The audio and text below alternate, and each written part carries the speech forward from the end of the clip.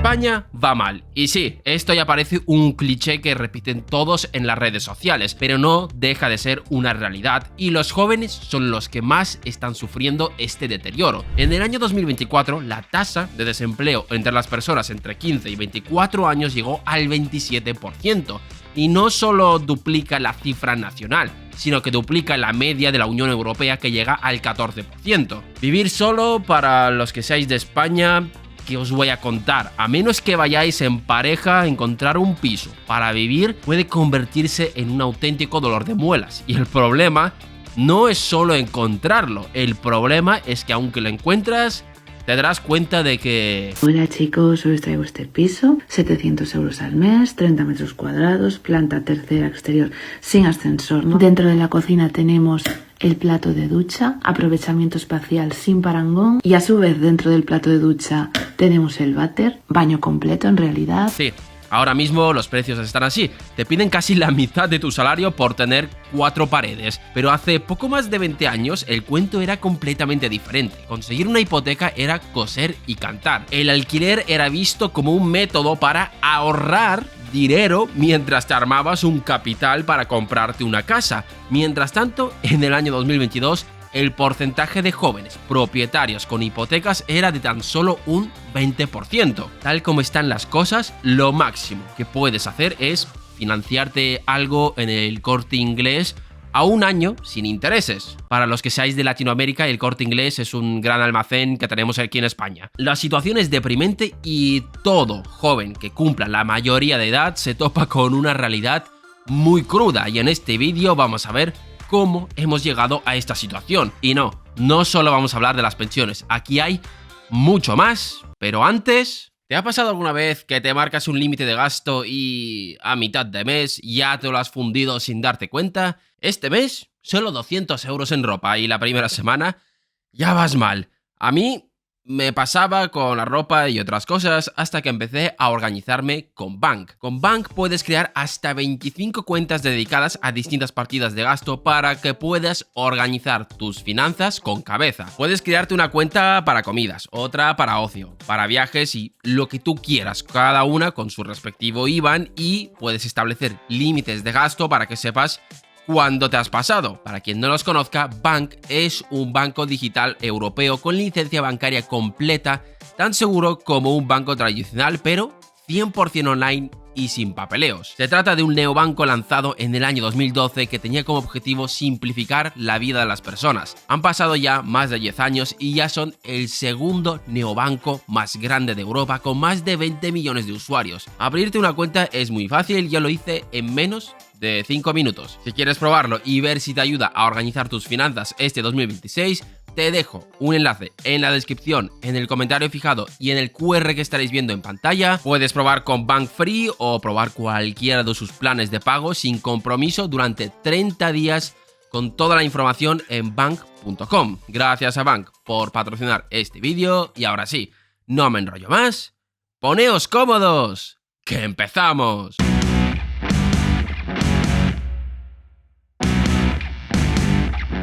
Para encontrar el origen de esta transformación del paisaje económico español, tenemos que remontarnos a finales de los años 90. Y es que siempre se señala a la burbuja inmobiliaria como el origen de esta problemática. Y los que dicen esto no van mal encaminados. El problema es que muchas veces fallan en ver la relación causa-efecto. Y es que, como dijimos en nuestro documental hablando de este tema, la vivienda es un pilar fundamental en el desarrollo de nuestra vida, y en España tenemos un problemón. Y el origen de este problema se podría encontrar en el trauma que ha dejado la burbuja inmobiliaria del año 2008. Desde que estalló esa crisis, cualquier insinuación de que hay que construir más hace que te digan que esto ya pasó en los 2000 y mira cómo ha acabado. Y por culpa de esto, algo tan simple como construir una vivienda es visto como una idea peligrosa. Ahora bien, ¿realmente fue culpa de la construcción?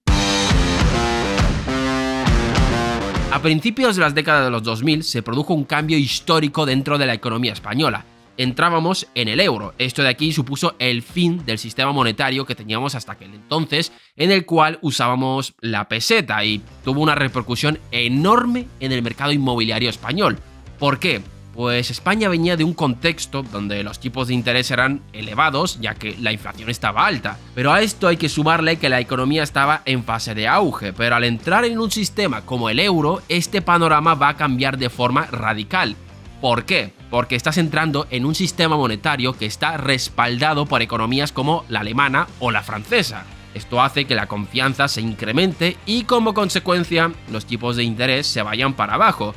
Esto generó un enorme efecto riqueza, o mejor dicho, ha generado una ilusión de riqueza, ya que de un día para otro el coste del crédito se ha desplomado. Y ojo, esto no quiere decir que la culpa de la burbuja haya sido del euro, ha creado las condiciones idóneas para la formación de una burbuja. Pero hubo más actores que hicieron un trabajo increíble para calentar el mercado inmobiliario. Hubo dos actores extra que fomentaron esta locura inmobiliaria que vivió la economía de España en los 2000. Pero, ¿qué fue lo que pasó? Entre el 99 y el 2007, el tipo de interés fijado por el Banco Central Europeo osciló entre el 2 y el 4%. Unos tipos de interés que estaban diseñados para economías como la alemana o la francesa. En el caso de España, donde la economía iba creciendo y con una inflación que estaba subiendo, esto provocó que los tipos de interés se vayan para abajo, los tipos de interés reales, incluso en algunos casos llegaron a ser negativos. Pero bueno, al margen de esto, hubo dos actores que empeoraron esta situación. El primero de ellos es el Banco de España. Y es que, a ver, con la entrada en el euro, España perdió su capacidad de manejar la política monetaria, afortunadamente. Pero bueno, eso es otro tema. Esto de aquí hizo que los tipos de interés reales de la economía sean bajos. No, lo siguiente. Ahora bien, esto no quería decir que el Banco de España no podía hacer nada para contener el crédito. No podía tocar los tipos de interés, pero podía influir en el mercado hipotecario. En países como Alemania, los bancos no podían financiar el 100% de una hipoteca. Es decir, te exigían siempre un mínimo, lo que conocemos como entrada, para que te den una hipoteca. Normalmente financiaban el 70 o el 60% y el resto lo tenías que aportar tú. En el caso de España, esto no se limitó, permitiendo financiar hipotecas no solo al 100%, sino más de un 100%, lo típico de que te pagaban el coche y la casa. Y a esto hay que sumarle los otros actores que fueron cruciales para inflar dicha burbuja, las cajas de ahorro. ¿Y qué son las cajas de ahorro? Para entendernos, bancos públicos. No son exactamente bancos públicos, pero casi. A diferencia de un banco comercial, las cajas de ahorro carecían de accionistas privados que les exijan una supervisión rigurosa del retorno sobre el capital. ¿Y quién había en esos consejos de administración? Pues ya os hacéis una idea. Representantes políticos, por decirlo de una forma muy suave, y con esta presentación ya os podéis hacer una idea de cómo actuaban. Estas entidades, en el pico de la burbuja, llegaron a concentrar más del 50% del crédito otorgado a promotores inmobiliarios. Su modelo de negocio no era el de otorgar créditos y minimizar riesgos. En su caso, cuanto más créditos otorgaban, mejor. Al no existir una propiedad clara que penalizara la mala gestión y al vincularse la retribución de los directivos y la influencia política al tamaño del balance, las cajas optaron por una estrategia de volumen. Todos estos factores hicieron que el sector inmobiliario entrase en una fase de borrachera sin precedentes. El crédito fluía y los consumidores se aprovechaban. Los precios empezaron a subir, ya que la demanda de la vivienda era altísima, pero aquí es donde viene la parte crucial. Es evidente que la demanda de vivienda tiene un límite. Te compras una casa, vale. A lo mejor te compras una segunda casa para tenerla en verano, pero ya 3 o 4 es complicado de justificar. Pero claro, esta borrachera de crédito atrajo a muchos inversores que no compraban la vivienda solo para vivir. Bueno, o no la compraban para vivir, sino que lo hacían para especular, bajo la diabólica premisa de la vivienda nunca baja. Pero claro, esto tarde o temprano se iba a topar con la realidad. Los precios subían. Sí, pero llegó un punto en el que nadie más quería hacer casas. Ya todos tenían sus hipotecas, no tenía sentido comprar más casas. Y en el momento en el que una de esas empresas declara pérdidas, se desata el pánico. Y nuestro momento Lehman Brothers fue la suspensión de pagos de Martins Fadesa en julio del año 2008, momento en el que pasamos de la euforia al pánico.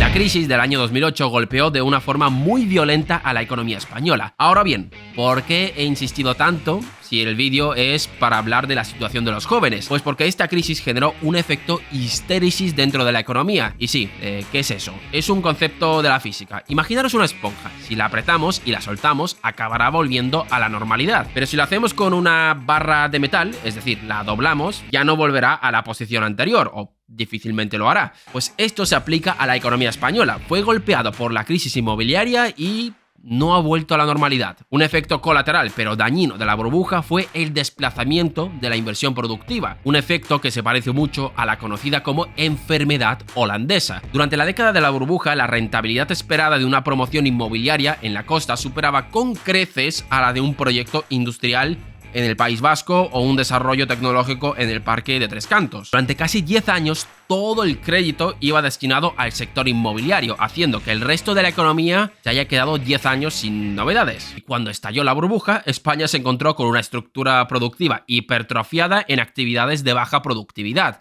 algo que lastraría la recuperación económica. ¿Por qué? Pues, ¿a dónde vas a reasignar todos esos recursos? Y en este contexto, 2008, muchos millennials entraban ilusionados a la vida adulta para chocarse con la cruda realidad. Los trabajadores que iniciaron su vida laboral entre 2008 y 2013 sufrieron de una penalización salarial inmediata. Tuvieron que aceptar remuneraciones salariales que estaban entre un 10 y un 20% por debajo a lo que se podía obtener unos años atrás. ¿Por qué? Pues aquí hay que ir por partes. En primer lugar, porque se toparon con un mercado laboral destrozado, con un paro que llegó a un 14%. Esto de aquí ya genera una caída salarial. ¿Por qué? Muy simple. ¿Que no aceptas mis condiciones de trabajo? No te preocupes, hay cientos ahí fuera que sí las van a aceptar. Por otro lado, tenemos la rigidez del mercado laboral español. Contratar a alguien en España es un auténtico deporte de riesgo, ya que hay muchísimas barreras para darle a una persona un contrato fijo. Las indemnizaciones por despido son altísimas. Se tiene en cuenta la antigüedad y no el mérito a la hora de los ascensos o elegir quién será el que va a salir a la calle. Todo esto hizo que los jóvenes lo tengan muy difícil para encontrar un trabajo decente. Y una de las consecuencias más visibles era la temporalidad. Antes de la reforma laboral del año 2021, la tasa de temporalidad juvenil rebasaba el 55%. Esto tiene un impacto brutal en el trayecto de vida de un joven. ¿Vas a comprarte una casa si no sabes si el día de mañana vas a tener trabajo? Complicado. A esto hay que sumarle la trampa sectorial que sufría el país. Como ya os hemos dicho, la crisis del año 2008 se llevó por delante el sector inmobiliario. Pero aparte de eso, durante los años previos quitó recursos a otros sectores. Resultado, que cuando petó el sector inmobiliario no había ningún otro sector para trabajar. Bueno, mentira. La hostelería. La hostelería absorbió gran parte de esta fuerza laboral más joven. Más del 40% de los ocupados menores de 30 años se encontraban en esa rama de actividad. Y para que os hagáis una idea, en la hostelería española, la productividad por hora trabajada equivale a menos del 60% de la media nacional, lo que impone un techo estructural a las remuneraciones. En otras palabras, olvídate de ascensos y mejoras sustanciales de salario. A esto hay que sumarle que España es una economía inundada de microempresas. Y sí, en todas las economías las pymes predominan, pero no es lo mismo un restaurante que una startup tecnológica. En España, el 95% de las empresas del sector servicios cuenta con menos de 10 empleados. Un dato que contrasta con el tejido empresarial de economías como la alemana o la británica, donde el tamaño medio duplica al español. Este panorama hizo que un joven español que termine sus estudios se encuentre con que su única salida era ser camarero o dependiente en una tienda. Y esto ha generado una bola de nieve que dibuja un panorama desolador para cualquier joven. Los primeros años de la edad adulta de cualquier persona son muy importantes, ya que ahí es donde se puede acumular cierto capital para empezar a formar tu patrimonio. Por ejemplo, para hipotecarte y tener una vivienda. Pero aquí, un joven se topa con dos problemas. El primero, ya lo hemos comentado, trabajos de mierda. Pero por otro lado, al culpar a la construcción de vivienda de la crisis del año 2008, los gobiernos se han puesto muy estrictos para conceder suelo. Resultado, la construcción de nueva vivienda se desplomó. Pero aparte de esto, los bancos ya no eran tan flexibles a la hora de conceder créditos. Si le sumamos elevada temporalidad, bajos salarios, ya me dirás a qué joven le van a dar una hipoteca. Resultado, todos se han tenido que ir al mercado del alquiler. Pero claro, como ya no se podía construir, ciudades como Madrid o Barcelona, que son las únicas que te pueden ofrecer un salario medianamente decente, se saturaron y los alquileres se fueron por las nubes, llegando a consumir más del 50% del salario medio. Y a lo mejor con 50% me he quedado corto. Esto de aquí alimenta aún más esta trampa en la que se encontraban los jóvenes. No hay buenos trabajos, bajos salarios, alquileres por las nubes, capacidad de ahorro por los suelos. Y ya, como guinda en el pastel, tenemos las consecuencias del invierno demográfico que hizo que esta bola de nieve sea aún más grande.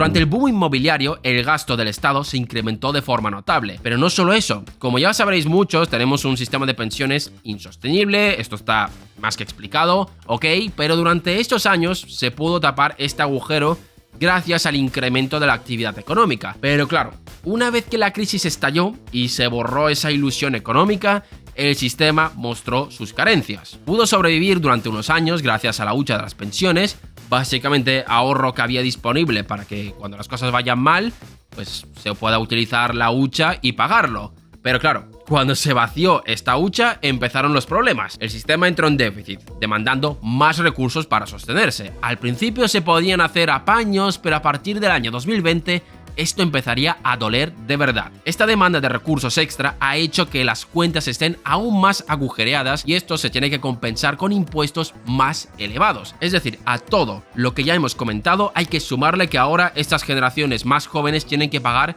el agujero de las pensiones. Lo estamos viendo vía incremento de las cotizaciones, ahora mismo se está haciendo de una forma más lenta y yendo primero a por los colectivos menos dañinos electoralmente, como por ejemplo los autónomos, pero es cuestión de tiempo que esto de aquí empiece a afectar de forma negativa a todos los trabajadores. Para que os hagáis una idea de la asimetría en la que estamos viviendo, en el 2023 las pensiones contributivas experimentaron una revalorización del 8,5%, un ajuste que costó a las arcas públicas más de 13.000 millones de euros. En contraste, los salarios pactados en convenio colectivo registraron un incremento medio de un 3-4%. Y esto se acabará notando de una de las dos formas. O se suben los impuestos pero más adelante. Y esta es la razón por la cual, sin ser catastrofista, las mejores salidas que tiene un joven español son tierra, mar o aire. Los jóvenes están en una trampa de la cual es casi imposible escapar dentro de España. Y puede sonar muy pesimista, pero es la realidad. Nadie con peso político está proponiendo soluciones y a esto hay que sumarle que estamos atrapados en la trampa demográfica. Los políticos velarán por los intereses de los grupos más grandes, que son los pensionistas y personas cercanas a la jubilación. España es un infierno para los jóvenes y a menos que hagas algo fuera de lo común, como por ejemplo yo con el canal, se hace casi imposible tener un trayecto de vida. ¿Y vosotros qué pensáis? ¿Creéis que mejorará algún día la situación de los jóvenes en España? Os leemos en los comentarios. Gracias por vernos un día más y nos vemos en el próximo vídeo.